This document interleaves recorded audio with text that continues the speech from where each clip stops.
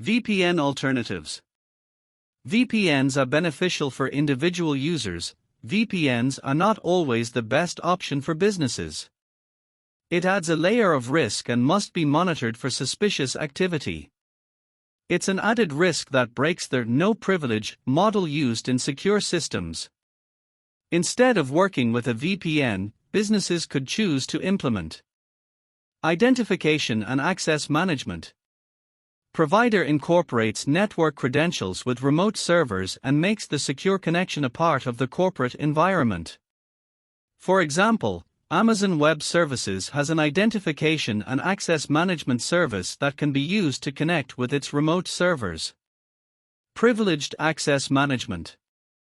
By implementing PAM, businesses can create high-level credentials that require increased security.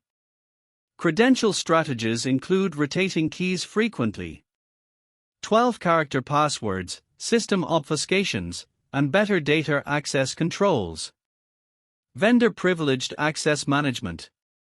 Instead of giving vendors and third-party contractors direct access to servers, a vendor privileged access management system separates employees from other credentials.